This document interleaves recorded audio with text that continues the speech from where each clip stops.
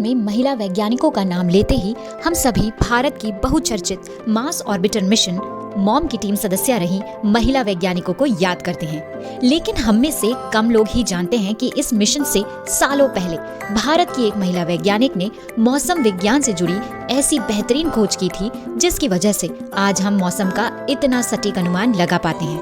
और उस महिला को हम अन्ना मणि, जी हाँ, भारत की मौसम महिला अन्ना मणि कहकर पुकारते हैं।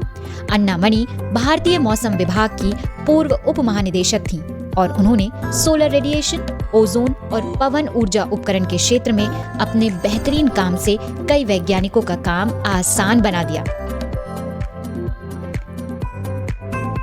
मौसम पर नजर बनाए रखने और सही अनुमान लगाने वाले उपकरणों को डिजाइन करने में उन्होंने अहम भूमिका निभाई है। आज मौसम का पूर्वानुमान लगाना अगर संभव हो पाया है तो सिर्फ भारतीय महिला वैज्ञानिक अन्ना मणि की वजह से।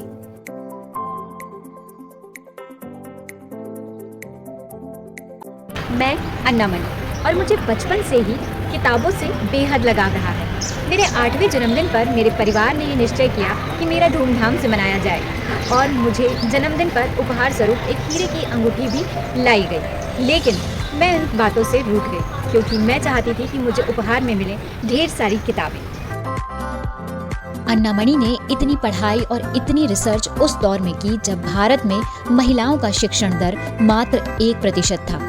लेकिन उनके बेहतरीन रिसर्च आज भी आम लोगों के जीवन को बेहतर बनाने में मददगार साबित हो रहे हैं।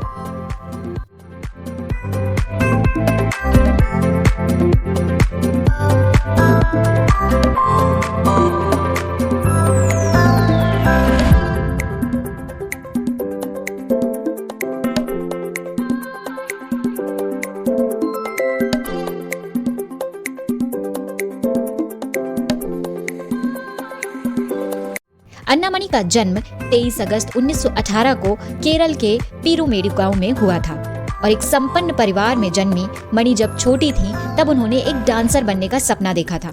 लेकिन तब डांस को करियर के तौर पर नहीं देखा जाता था और उनका परिवार चाहता था कि वो पढ़ाई करके कुछ अच्छा करें और अपना करियर आगे बढ़ाएं।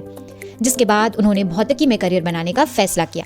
अपने जन्मदिन पर हीरे की अंगूठी लेने से तो मैंने इनकार कर दिया था, लेकिन मुझे पहला प्रोजेक्ट यही दिया गया कि मुझे ये पता करना था कि इन हीरों में चमक कैसे आती है और कहां से आती है, और ये प्रोजेक्ट मुझे दिया डॉक्टर सीवी रमन ने। साल 1939 में उन्होंने मद्रास के प्रेसिडेंसी कॉलेज से भौतिकी और रसायन विज्ञान में ग्रेजुएशन की डिग्री हासिल की और 1940 में भारतीय विज्ञान संस्थान बैंगलोर से रिसर्च के लिए स्कॉलरशिप भी हासिल की।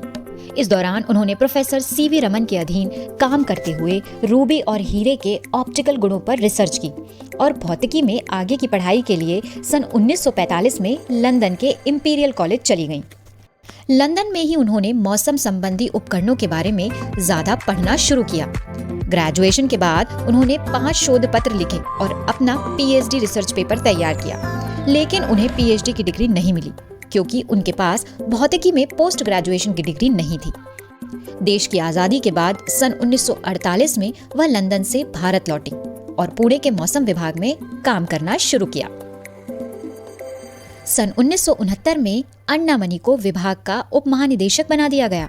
उन्होंने बेंगलुरु में अपनी एक वर्कशॉप भी बनाई थी जहां वह हवा की गति और सौर ऊर्जा को मापने का काम करती थी। भारत आकर वह गांधीवादी विचार काफी प्रभावित हुई, जिसके बाद उन्होंने पूरी जिंदगी गांधी जी के मूल्यों पर ही चलने का फैसला किया। 16 अगस्त 2001 को तिरुवनंतपुरम में इस महान वैज्ञानिक का निधन हो गया। तो ये थी मेरी यानी अन्ना मणि की कहानी। मैंने मौसम संबंधी उपकरणों को बनाकर हमारे देश भारत का नाम रोशन करने के लिए कई सारे सफलतम प्रयास किए और कई हद तक मुझे सफलता भी मिली। मेरा उद्देश्य मेरे जीवन में विज्ञान को सिर्फ अपने लिए ही नहीं, पूरे देश और दुनिया के लिए लेकर आना था और ये सफल प्रयास आज आप सभी के सामने है। मैं आज ये आशा करती हूँ कि हमारे देश की सभी लड़कियाँ, सभी महिलाएं विज्ञान के क्षेत्र में आगे आएं और कुछ नया कर दिखाएं।